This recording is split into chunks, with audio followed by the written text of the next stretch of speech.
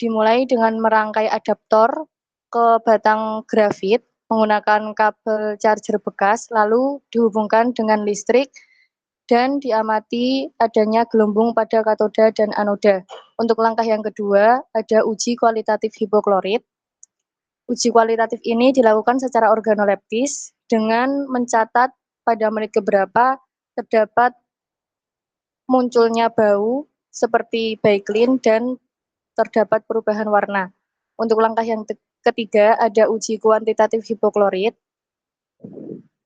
Tahap ini pertama dilakukan dengan menitrasi larutan baiklin yang telah disiapkan sebanyak 1 mili ke 20 mili Fanta, perlahan tetes demi tetes, lalu digoyangkan. Selanjutnya hal yang sama dilakukan pada larutan hasil elektrosintesis dan dihitung kadar dengan rumus pengenceran V1 kali M1 sama dengan V2 kali M2. Untuk langkah yang keempat, ada uji efektivitas larutan hasil elektrosintesis terhadap tumbuhan gulma. Kami menggunakan gulma babandotan dengan jumlah 7 individu, yang satu sebagai kontrol tanpa perlakuan, yang 3 tanaman nantinya disemprot dengan larutan hasil elektrosintesis, dan yang 3 tanaman lagi nantinya disemprot dengan perlakuan herbisida Gramoxone.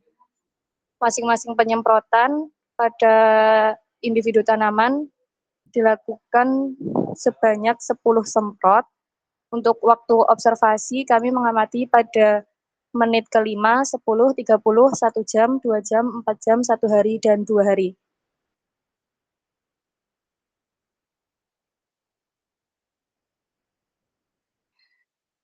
Untuk data hasil pengamatannya, hasil elektrolisis hipoklorit sebagai herbisida kontak didapatkan seperti gambar yang sebelah kiri, terdapat banyak gelembung pada elektroda dan larutan sedikit keruh. Dan untuk hasil analisis kadar hipokloritnya, hasil titrasi didapatkan perbandingan warna baiklin dengan larutan hasil elektrosintesis selama 1 jam seperti pada gambar yang sebelah kanan.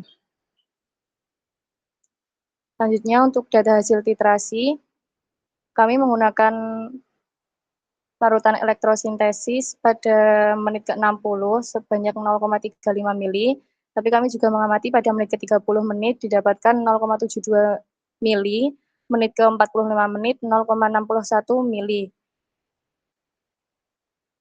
Untuk larutan NaOCl-nya atau larutan baiklinnya kami menggunakan 0,3 mili. Dan larutan Fantanya kami menggunakan 20 mili. Untuk menentukan kadar hipoklorit hasil elektrosintesis, kami menggunakan perhitungan seperti pada layar.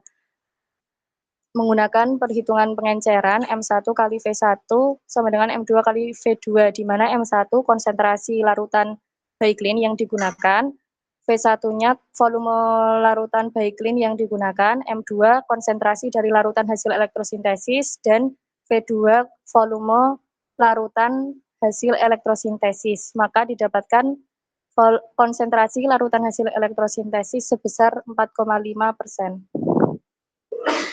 Untuk penggunaan herbisida sintesisnya, kami menggunakan herbisida Gramoxone dengan kadar bahan aktifnya 276 gram per liter atau 276.000 mg per liter dengan diencerkan menggunakan pelarut air sebanyak 81,25 mili dan kadar dan volume Gramoxone yang kami gunakan sebesar 18,75 mili dengan dosis aplikasi pengasumsian 0,7 mg per liter.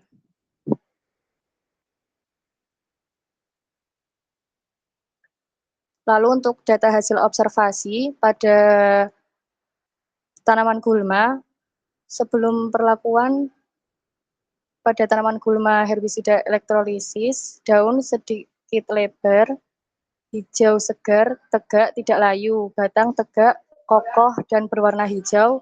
Lalu bunga, terdapat beberapa bunga segar berwarna putih. Ketujuh individu memiliki kondisi yang sama.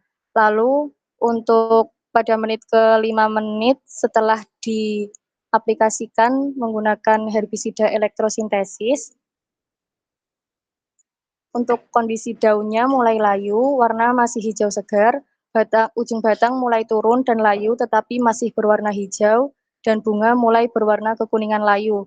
Untuk kondisi gulma, setelah diaplikasikan dengan herbisida pabrik, kondisi daun sedikit lebar, hijau segar, tegak, tidak layu, batang tegak, kokoh, dan berwarna hijau, dan terdapat beberapa bunga segar berwarna putih. Sedangkan untuk gulma kontrolnya tidak mengalami perubahan.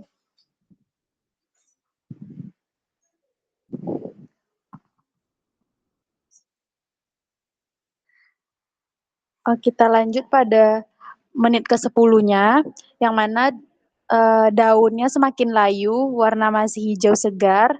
Ini untuk uh, yang herbisida elektrolisis. Jadi ujung batangnya makin layu, mulai merunduk, tetapi masih berwarna hijau. Bunganya sebagian mulai berwarna kekuningan. Sedangkan pada herbisida pabrik, itu daunnya sedikit lebar, hijau kecoklatan, tegak, tidak layu, untuk batangnya tegak, kokoh, dan berwarna hijau. Terus bunganya terdapat beberapa bunga segar berwarna putih. Sedangkan untuk yang kontrol sendiri itu daunnya sedikit lebar, hijau segar, tegak, tidak layu. Untuk batangnya tegak, kokoh, berwarna hijau sama. Untuk bunganya sama seperti herbisida pabrik. Untuk penampakan objek untuk ke menit ke-30-nya, untuk yang herbisida elektrolisis, daunnya makin layu dan menggulung, warnanya masih hijau, ujung batang makin layu, mulai merunduk, tetapi masih berwarna hijau. Untuk bunga mulai berwarna kekuningan layu. Sedangkan untuk yang herbisida pabrik, mulai layu juga, tapi warnanya masih hijau. Untuk ujung batang masih tegak, berwarna hijau, bunganya masih berwarna putih. Sedangkan untuk kontrol, itu sedikit lebar, hijau segar, tidak tegak dan tidak layu. Batangnya juga tegak, kokoh, dan warna hijau. Bunganya juga terdapat bunga segar berwarna putih. Untuk setelah 1 jam, itu untuk yang herbisida elektrolisis, itu daunnya makin layu dan menggulung, warnanya masih hijau, tapi batangnya itu ujung batang mulai makin layu, makin merunduk, tapi masih berwarna hijau. Bunga mulai berwarna kekuningan layu. Sedangkan untuk yang herbisida pabrik, daunnya semakin layu, warna masih hijau, ujung batang layu, mulai merunduk tetapi masih berwarna hijau. Bunganya mulai layu tapi masih berwarna putih. Untuk yang kontrol, sedikit lebar, hijau segar, tegak, tidak layu, batangnya tegak, kokoh, dan warna hijau. Bunganya sama seperti sebelumnya. Ini untuk 2 jam, bisa dilihat.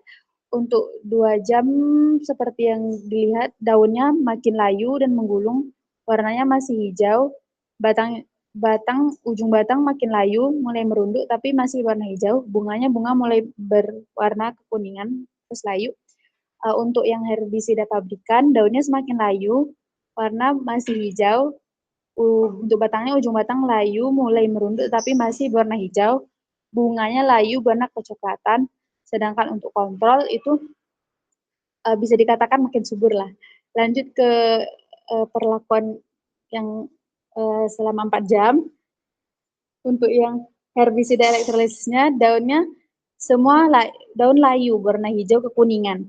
Batangnya hampir seluruh batang layu berwarna hijau kecoklatan, bunganya masih melekat tetapi mulai mengering. Sedangkan untuk herbisida pabrikan, daunnya itu semua daun layu berwarna hijau pucat, batangnya layu merunduk, bunganya makin melekat tetapi masih melekat tetapi mulai mengering. Sedangkan untuk yang kontrol bisa dilihat makin subur. Lanjut ke setelah 1 hari, itu yang untuk herbisida elektrolisis, daunnya itu semua daun layu dan daun kering menggulung berwarna coklat kehijauan, batangnya hampir seluruh batang layu, semakin mengering warna coklat, bunga masih melekat tetapi sudah kering dan warna coklat. Sedangkan untuk yang pabrikan, daunnya semuanya daun layu dan menggulung berwarna coklat kehijauan. Batangnya batang layu semakin mengering berwarna coklat, bunganya masih melekat tapi sudah kering dan warna coklat. Untuk yang kontrol sedikit lebar, hijau segar, tegak, tidak layu. Untuk 2 hari, semakin yang untuk yang herbisida elektrolisis itu semakin layu daripada hari yang pertama. Untuk yang pabrikan juga seperti itu. Untuk yang kontrol makin bagus. Nah, kita lanjut ke penjelasan. Penjelasannya ada dua. Yang pertama elektrosintesis senyawa hipoklorit.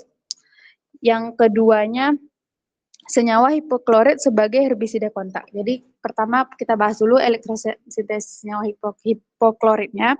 Jadi poin pertama dalam percobaan ini diharapkan mampu mendapatkan kadar hipoklorit dari larutan elektrolisis yang paling mendekati dengan kadar hipoklorit pada herbisida kontak pabrikan. Yang kedua, titrasinya menggunakan Panta sebagai indikator zat warna.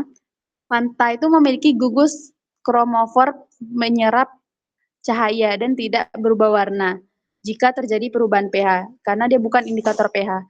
Titrasi dilakukan sampai mencapai titik akhir yang ditandai perubahan warna larutan Panta, yaitu kekuningan.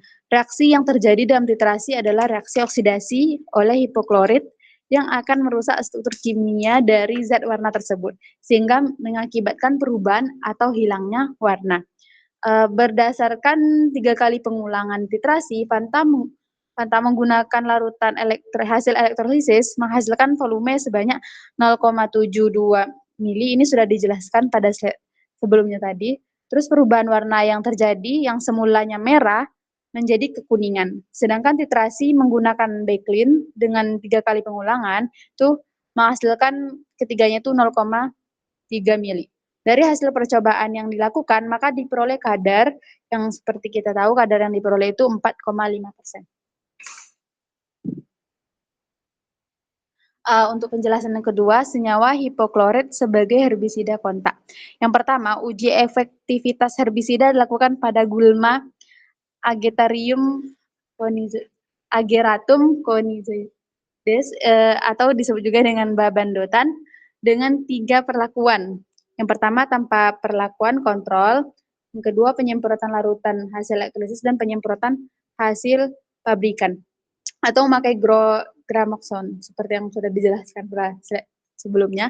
Terus gulma dipindahkan ke polybag dengan tanah asalnya lalu diberi jeda selama 2 hari. Fungsinya untuk agar herbisida 2 hari sebelum disemprot agar tumbuhan ini dapat beradaptasi. Ketiga variabel mendapat perlakuan penyimpanan yang sama. Kemudian diamati perbedaannya dalam rentang waktu 5, 10, 30 menit 1, 2, 4 jam, 1 dan 2 hari setelah penyemprotan larutan elektrolisis dalam herbisida pabrik. Hasil penelitian menunjukkan bahwa gulma pada variabel kontrol tidak mengalami perubahan setelah 2 hari, seperti yang kita lihat tadi ya malah makin subur. Sedangkan gulma yang disemprot larutan elektrolisis NaOCl mulai layu dalam 10 menit. Sedangkan gulma yang diberi gramoxone mengalami perubahan setelah 2 jam baru berubah. Kemudian efektif mematikan gulma dalam 2 hari, tetapi larutan elektrolisis menyebabkan kelayuan hampir di seluruh batangnya, sementara gramoxone hanya mempengaruhi setengah tinggi batangnya saja. Yang terakhir, larutan elektrolisis efektif membasmi gulma dan dapat menjadi alternatif pengganti gramoxone yang berisiko bagi kesehatan manusia. Jadi gramoxone ini berisiko bagi kesehatan manusia. Paraquat dalam gramoxone sangat beracun dan dapat menunjukkan kerusakan kesehatan serius. Sebagai solusinya, larutan elektrolisis lebih aman, mudah dibuat dan lebih terjangkau dibanding dengan herbisida kimia. Masuk ke kesimpulan. Jadi kesimpulan yang kalian peroleh ada 3. Yang pertama, senyawa hipoklorit hasil elektrolisis garam NaCl menunjukkan aktivitas herbisida kontak terhadap gulma babandotan ini dengan mengalami kerusakan jaringan. Yang kedua, kadar larutan hipoklorit yang dihasilkan itu 4,5%. Yang ketiga, herbisida kontak hasil elektrolisis larutan garam terhadap tumbuhan gulma menunjukkan efektivitas yang sangat baik. Hal ini ditandai dengan larutan hasil elektrolisis mampu menimbulkan kerusakan dan kematian jaringan pada tumbuhan gulma dengan waktu yang lebih cepat dibanding dengan produk herbisida sejenis buatan pabrik atau yang bromoxone tadi. Sekian penjelasan mengenai elektrosintesis dari kelompok kami. Apakah ada pertanyaan? Oke, terima kasih kelompok 4. Saya kira ini presentasinya sangat baik ya. Setiap detail penampakan, data, dan sebagainya disajikan dengan sangat baik. Kemudian fokus kepada yang menjadi objek observasi ya. Jadi dari sekian banyak presentasi, kelompok Anda salah satu yang datanya lumayan baik ya. Sejauh ini yang paling baik yang saya lihat. Oke, ada yang perlu diklarifikasi. Yang pertama di tujuan penelitian. Coba dicek di tujuan penelitian.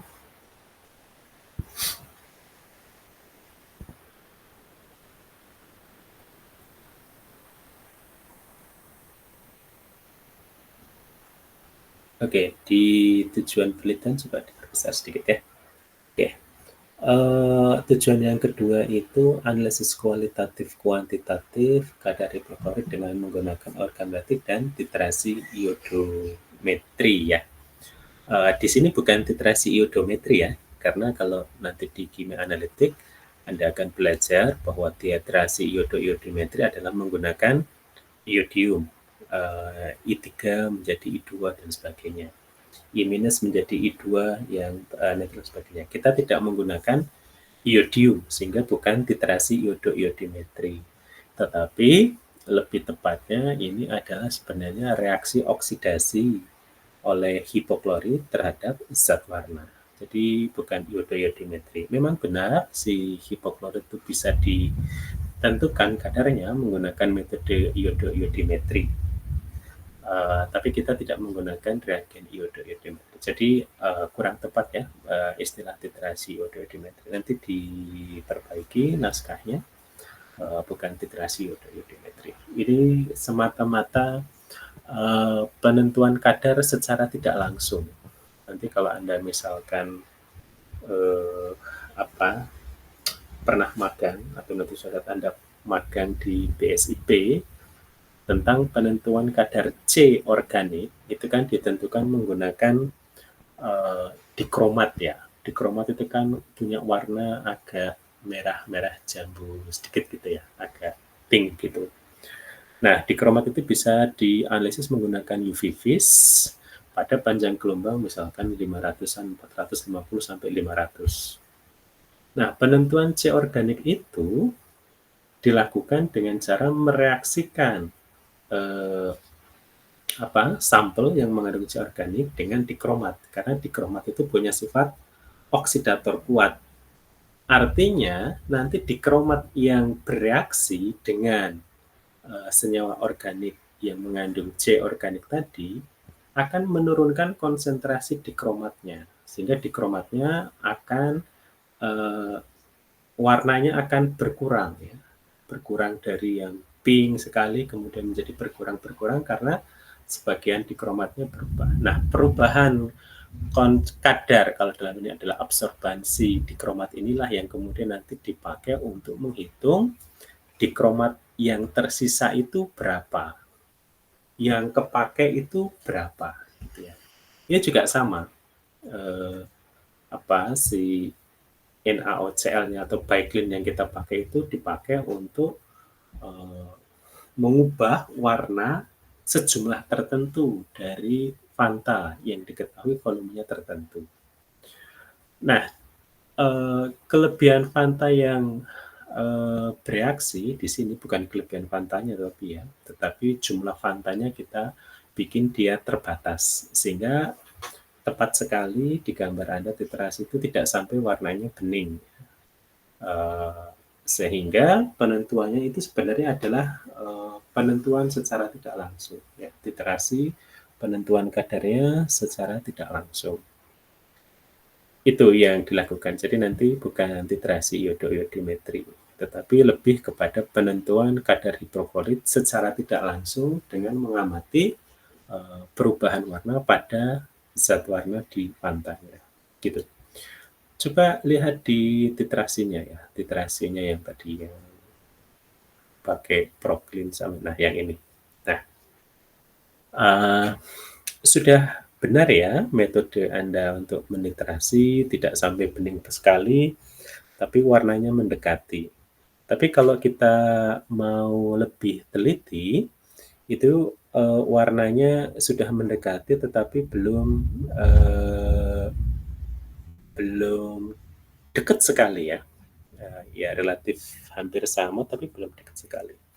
Di mana yang sebelah kiri relatif lebih jernih kuning, yang sebelah kanan masih menyisakan warna merah ya, merah yang itunya. Tapi tidak apa-apa. Tapi sesungguhnya kalau kita ukur ininya perbedaan warnanya, ini masih relatif signifikan perbedaannya ya, belum mendekati banget gitu ya. Tapi sudah baik. Saya puji secara teknis Anda sudah mengupayakan itu, meskipun mungkin belum sampai dekat benar dengan yang diharapkan.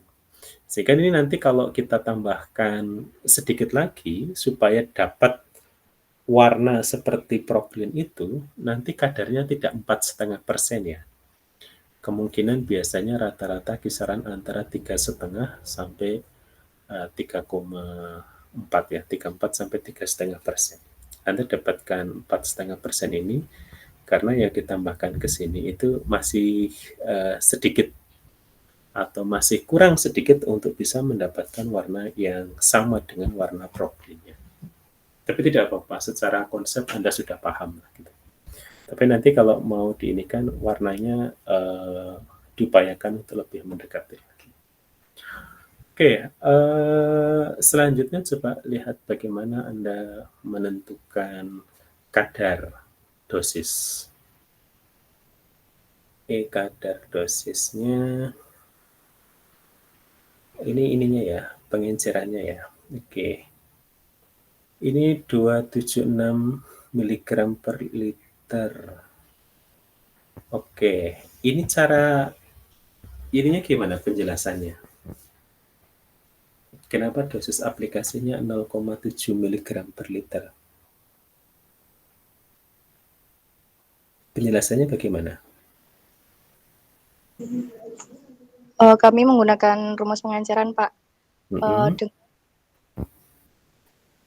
Mengasumsikan nanti larutan akhirnya itu sebanyak 100 mili.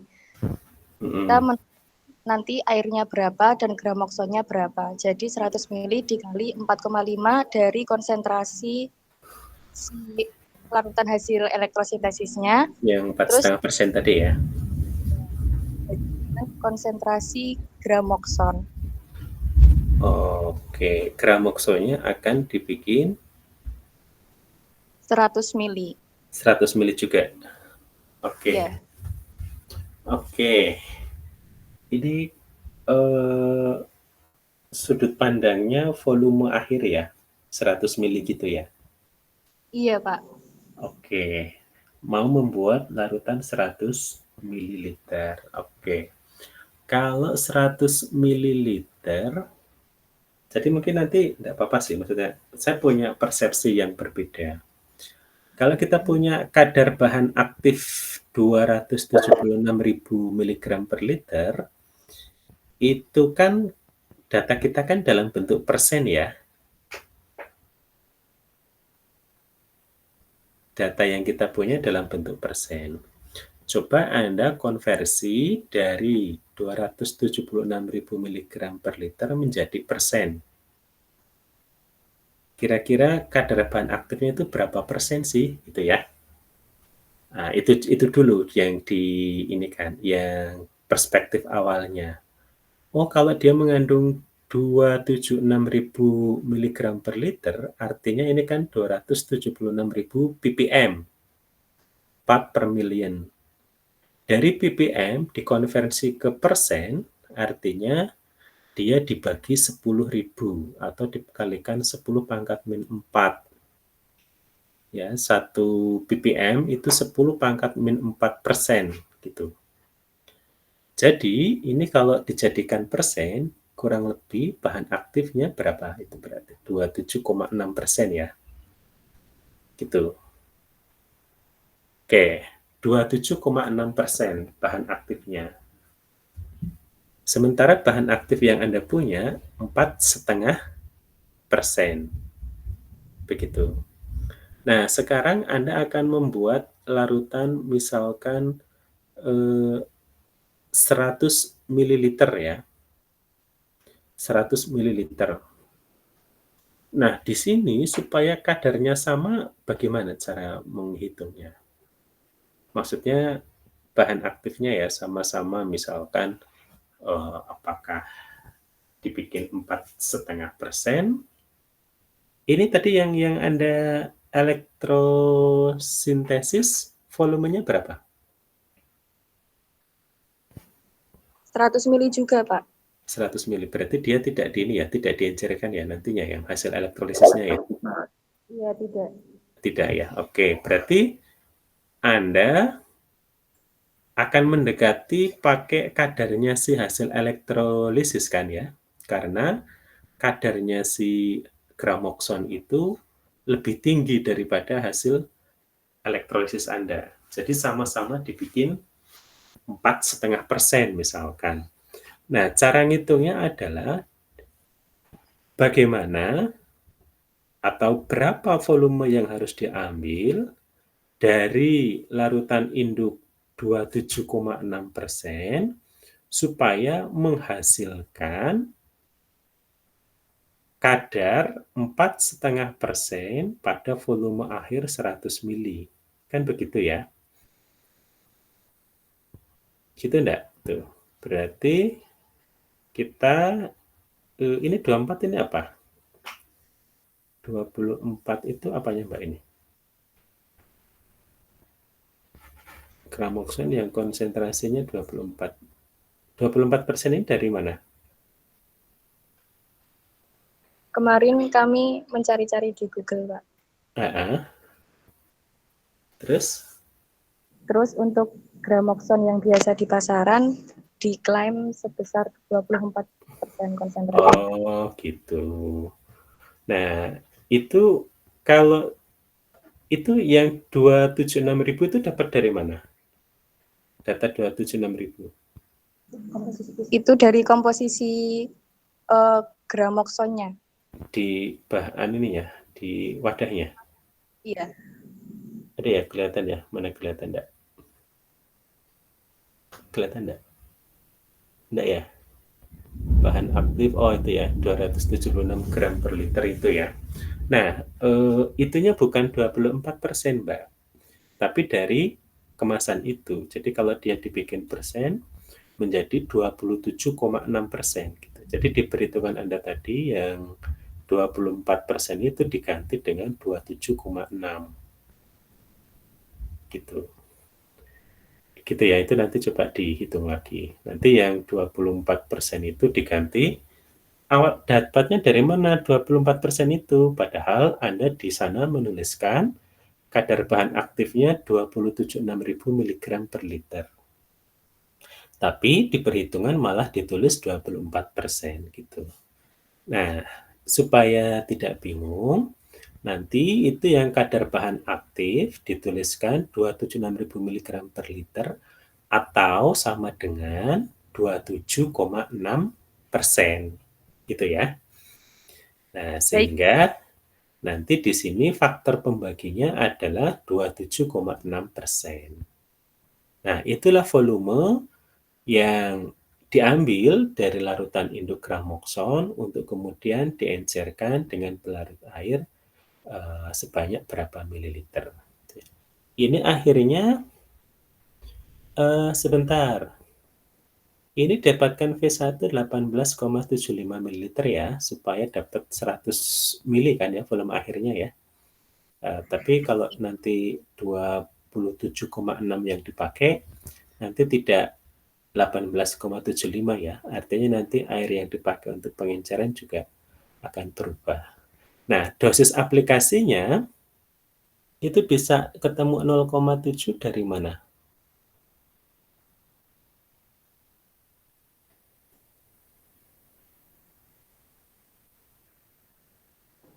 Bisa Jadi ketemu. iya Pak. Jadi kami mengaplikasikan itu kan pakai semprotan botol parfum ya Pak.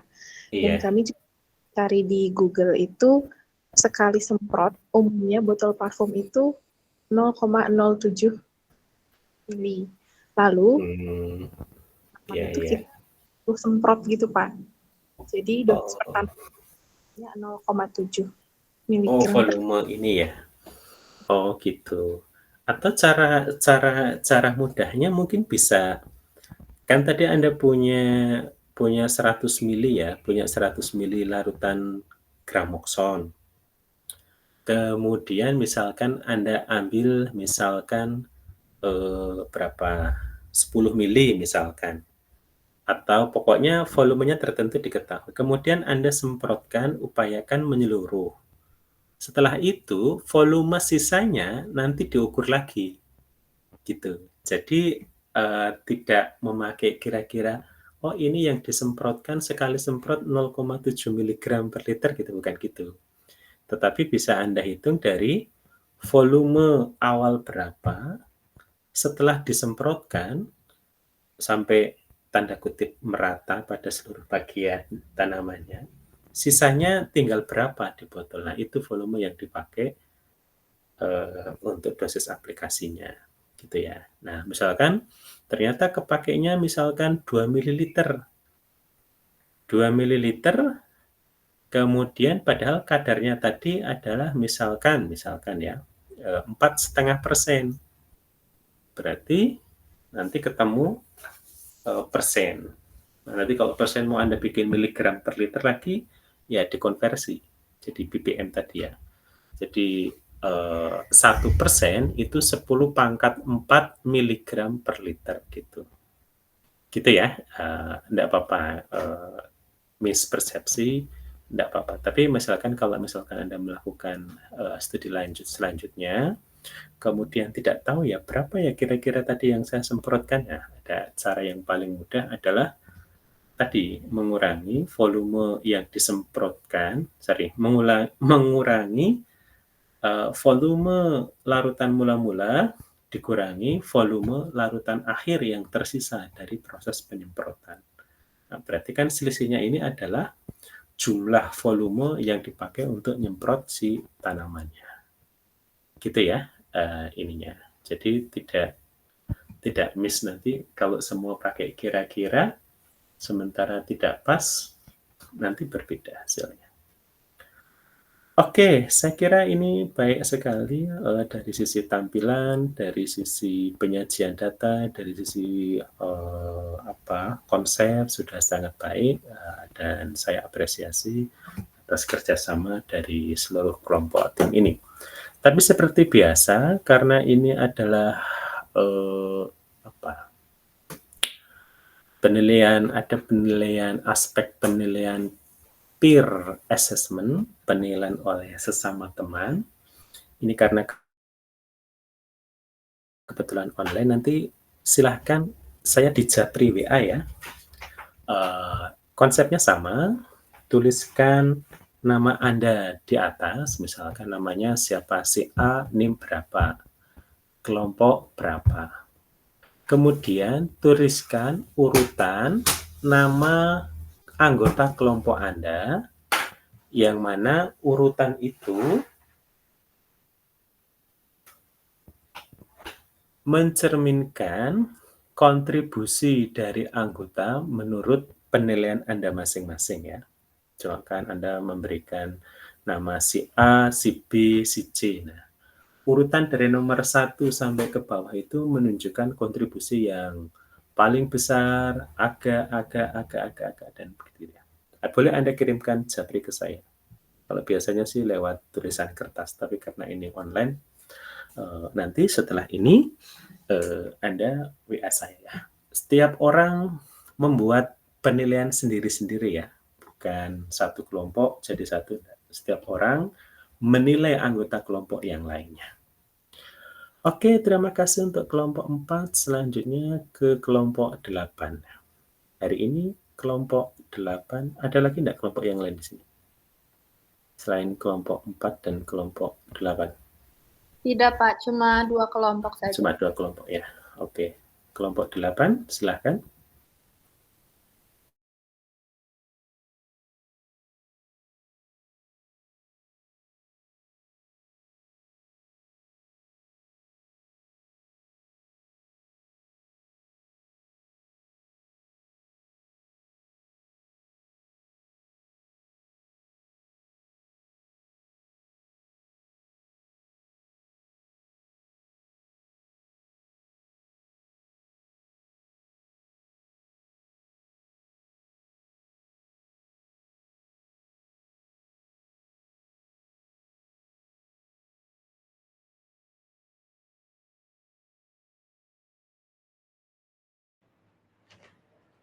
Assalamualaikum warahmatullahi wabarakatuh.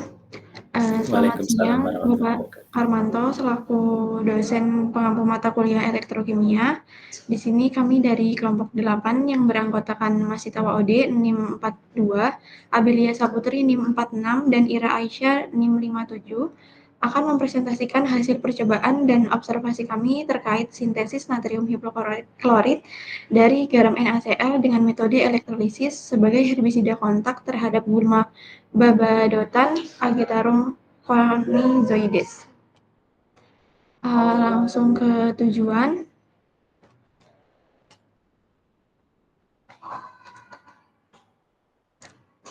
Tujuan kita itu ada 3. Yang pertama, 1, sintesis senyawa hipoklorit secara elektrokimia. Yang kedua, analisis kualitatif dan kuantitatif kadar hipoklorit dengan metode titrasi sederhana. Yang ketiga, uji efektivitas herbisida kontak hasil elektrolisis larutan garam terhadap rumput liar. Selanjutnya masuk ke hipotesis. Di sini hipotesisnya ada 3. Yang pertama, jika konsentrasi larutan NaCl ditingkatkan dan waktu elektrolisis diperpanjang, maka kadar hipoklorit yang dihasilkan akan semakin tinggi karena lebih banyak ion klorida yang teroksidasi di anoda. Yang kedua, jika larutan hipoklorit hasil elektrolisis bersifat sebagai oksidator kuat, maka kadarnya dapat dianalisis secara kualitatif dan kuantitatif melalui titrasi sederhana menggunakan larutan standar natrium hipoklorit sebagai pembanding. Dan yang ketiga, jika larutan hipoklorit hasil elektrolisis diaplikasikan pada rumput liar, maka akan terjadi kerusakan jaringan daun rumput liar setelah dilakukan penyemprotan. Selanjutnya, cara kerja. Untuk cara kerja yang pertama itu ada pembuatan larutan garam dengan langkah sebagai berikut, yaitu garam dapur dihaluskan terlebih dahulu dan dilarutkan dengan aquades hingga homogen. Selanjutnya masuk ke proses elektrolisis. Langkah yang pertama yaitu merangkai rangkaian elektrolisis terlebih dahulu dengan elektroda karbon grafit yang terhubung ke adaptor listrik. Setelah rangkaian selesai dibuat, elektroda dicelupkan ke dalam larutan garam yang telah disiapkan, lalu dialiri listrik hingga muncul gelembung dan bau khas hipoklorit seperti backline.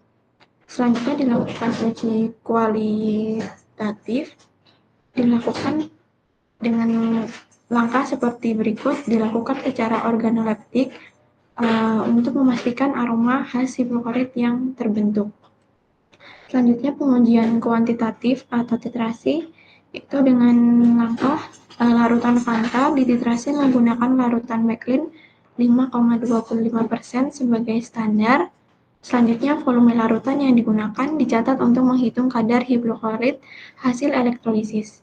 Dan langkah selanjutnya yaitu uji efektivitas herbisida dengan menyiapkan tumbuhan gulma Babadotan yang dibagi menjadi 3 kelompok, yaitu kontrol, perlakuan hipoklorit, dan perlakuan hipoklorit hasil elektrolisis dan perlakuan larutan herbisida sintesis pabrik Gramason. Dan selanjutnya dilakukan penyemprotan dan kondisi morfologi tanaman diamati pada interval waktu tertentu yaitu dari 5 menit setelah penyemprotan hingga 2 hari setelah penyemprotan.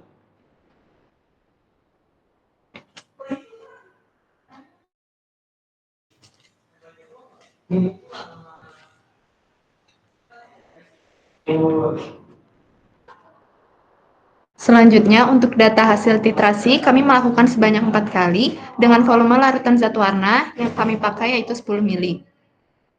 Larutan Baiklin yang diperlukan untuk titrasi stabil yaitu di 1 ml dan rata-rata larutan elektrolisis ada di 1,475 ml. Dengan menggunakan rumus pengenceran didapatkan kadar 3,5%.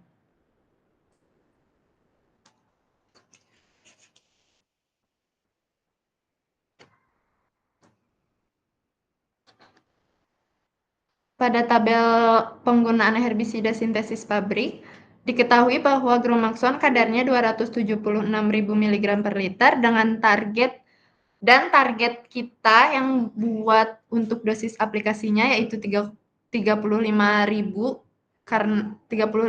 mg per liter karena menyesuaikan dengan rumus pengenceran kadar pengenceran larutan hipokloritnya. Dibuat dalam 80 ml.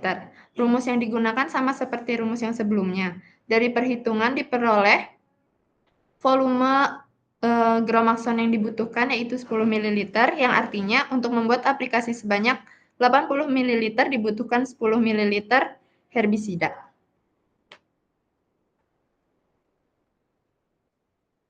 Selanjutnya di sini ada perlakuan.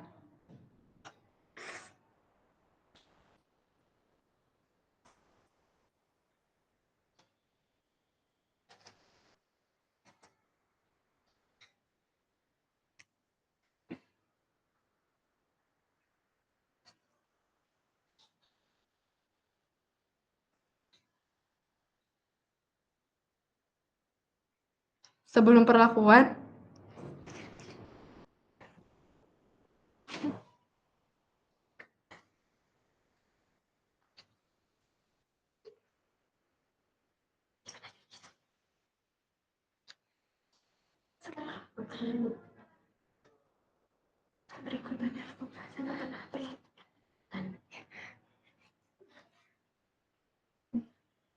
Mohon maaf Bapak, berikut merupakan pembahasan terkait perlakuan setelah penyemprotan larutan hipoklorit dan larutan herbisida kontak pabrik Gromaxon pada tanaman. Untuk perlakuan yang pertama, itu sebelum perlakuan, daunnya masih berwarna hijau segar, batangnya masih berwarna hijau segar juga. Pada herbisida pabrik juga daunnya masih berwarna hijau segar, batangnya juga masih berwarna hijau segar, begitupun dengan yang kontrol, warnanya juga masih sama-sama hijau segar.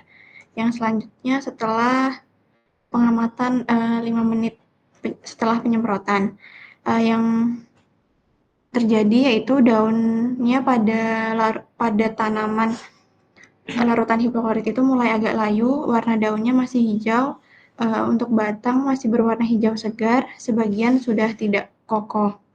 Untuk yang pabrik itu daun tidak terjadi perubahan signifikan, batang tidak terjadi perubahan signifikan juga. Begitupun dengan yang kontrol masih berwarna hijau segar.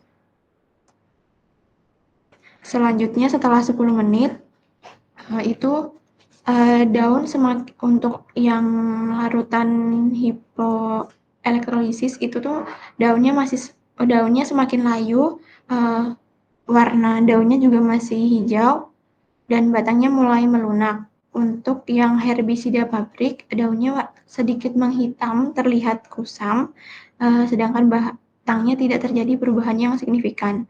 Untuk kontrol masih sama saja, yaitu masih berwarna hijau segar.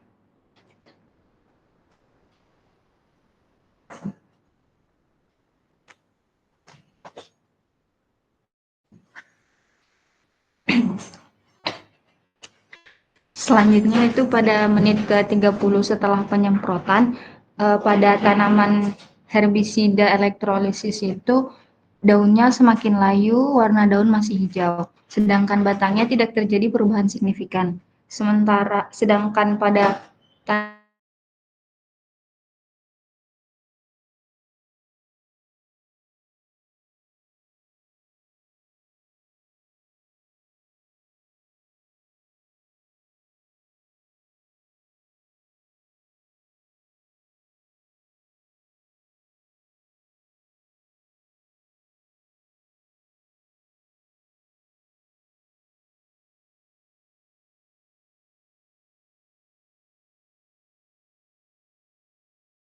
kuk.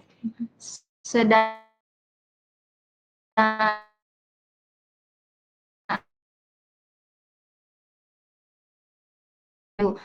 batangnya agak melunak dan tidak kokoh.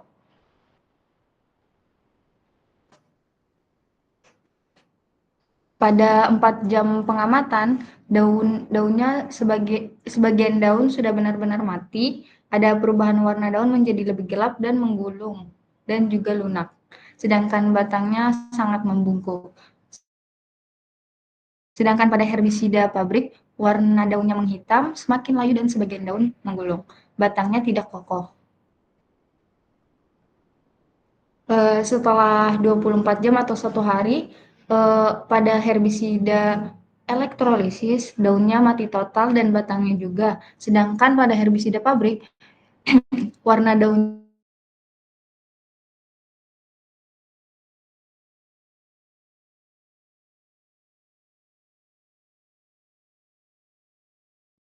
pada hari terakhir pengamatan itu daun pada tanaman herbisida elektrolisis, daun dan batangnya sudah mati total sejak hari ke-1, sedangkan pada herbisida pabrik warna daunnya menghitam, layu, menggulung, dan kering, sedangkan batangnya tidak kokoh.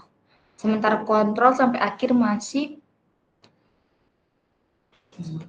berwarna hijau segar. Dari percobaan yang telah dilakukan, dapat disimpulkan bahwa yang pertama, sintesis senyawa hipoklorit berhasil dilakukan secara elektrokimia melalui proses elektrolisis larutan garam NaCl menggunakan elektroda karbon grafit. Proses ini menghasilkan larutan hipoklorit dengan ciri khas bau menyengat yang menunjukkan keberhasilan reaksi elektrolisis. Kedua, analisis kadar hipoklorit menggunakan metode titrasi sederhana menunjukkan bahwa larutan hasil elektrolisis memiliki kadar hipoklorit sebesar 3,5% yang cukup mendekati kadar larutan standar komersial sebesar 5,25%. Ketiga, uji aktivitas herbisida kontak menunjukkan bahwa larutan hipoklorit hasil elektrolisis mampu merusak jaringan gulma jenis rumput liar Ageratum conizoides secara signifikan, ditandai dengan pelayuan daun dan batang hingga kematian total dalam waktu 1-2 hari setelah penyemprotan.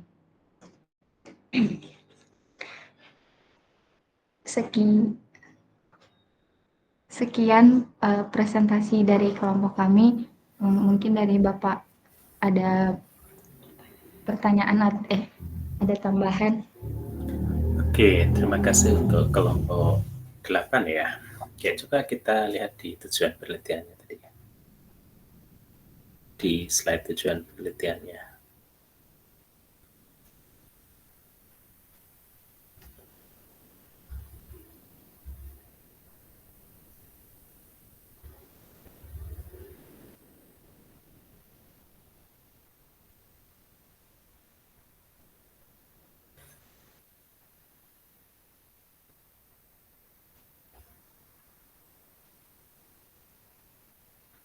Oke, mungkin yang perlu sedikit dikoreksi itu terkait dengan penggunaan istilah rumput liar ya. Jadi si babandotan itu mungkin kalau dilihat dari taksonomi spesiesnya itu masuk kelompok rumput ya dia tuh.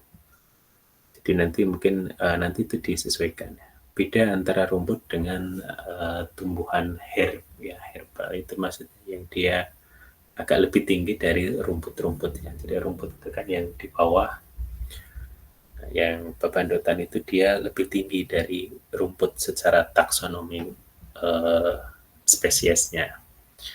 Oke, yang selanjutnya yang perlu kita cek data titrasinya ada enggak, Mbak, yang sehingga dapat 3,5%. Oke. 1,5 mili ya, 1,5 mili. Oke, ada dokumentasi ininya enggak? Kayak kelompok 4 tadi ada enggak? Dokumen perubahan warnanya. Atau di ininya, di laporannya? Ada Bapak, tapi di laporannya. Oh iya ya, nanti saya cek di laporannya ya. Oke, di laporannya berarti kelompok 8. Supaya saya cek sebentar. 6, 7, 8. Laporan observasi. Oke, kita lihat hasil elektrolisis. Hasil titrasinya itu yang mana? Ini elektrolisis, alat elektrolisis. Yang gambar kedua, Pak. Gambar 2 ya? 1A, 1B, gambar 2. Oh, yang ini ya? Analisis kadar hipokloritnya ini ya? Oh, yang ini ya? Mungkin karena gambarnya terlalu kecil ya, sehingga perubahan warnanya mungkin nampak sama gitu. Tapi secara teknis ini sepertinya over, Mbak. Over titrasi ya maksudnya. Karena warnanya sampai bening sekali gitu ya. Kalau bening sekali maksudnya nanti Anda tambahkan sebanyak apapun warnanya akan tetap jernih gitu. Nanti ada over titrasi, over volumenya. Misalkan kalau seandainya misalkan 0,85 ml itu perubahannya warnanya agak kuning keemasan gitu. Terus Anda genapkan jadi 1 mili dia jadi bening, Anda tambah lagi jadi 1,5 mili pun dia akan tetap bening, ditambah 2 mili pun akan tetap bening, tambah 3 mili pun akan tetap bening. Sehingga nanti akan menjadi overcalculated ya, jadi perhitungan yang berlebihan karena dikiranya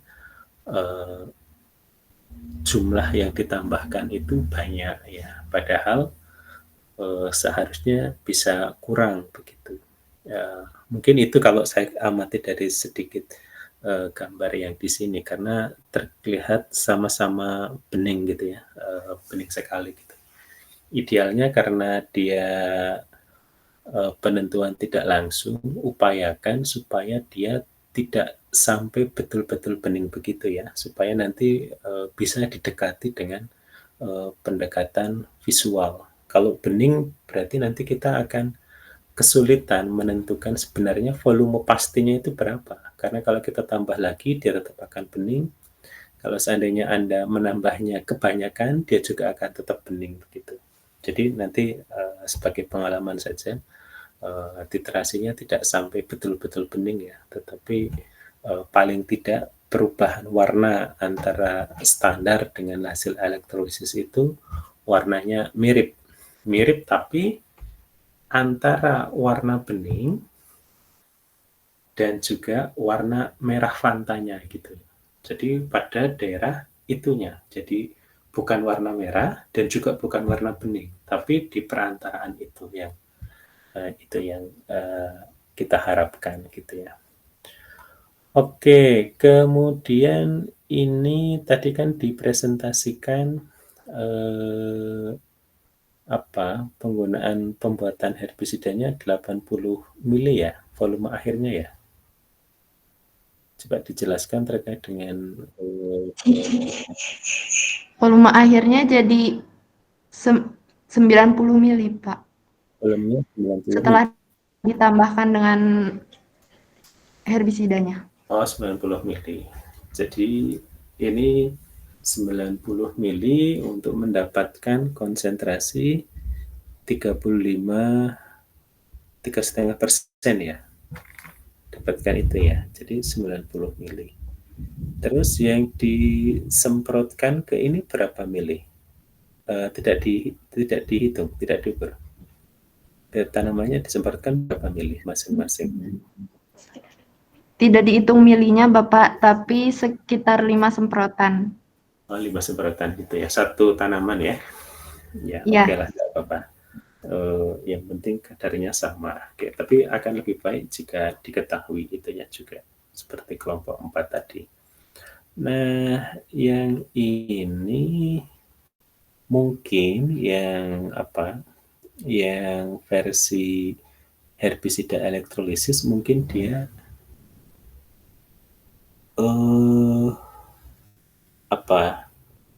usianya lebih tua ya daripada yang herbisida pabrik ya, karena dia kelihatan lebih kecil dan daunnya lebih tidak selebar yang di kanan-kanan itu ya. Jadi mungkin karena dia mudah terpapar. Kalau yang sebelah kanan kan wadahnya agak lumayan tinggi nih, dan juga daunnya lumayan menutupi ke semprotan ke batangnya ya. Kalau yang kiri kan disemprot bisa kena daun dan batangnya, tapi kalau yang kanan itu kan relatif lebih banyak terhalang oleh daun yang lebar-lebar tadi gitu. Jadi mungkin kesannya lebih cepat mati. Oke, tapi ini sudah baik saya kira, cuma tinggal belajar untuk mengambil angel dari gambar yang ingin divisualisasikan. Ini sudah baik sebenarnya, cuma kurang detail kelihatan ininya perubahan-perubahan apa yang ingin Anda tampilkan di dalam data ini. Oke, saya kira itu saja untuk masukannya. Sama seperti kelompok 8, nanti setelah ini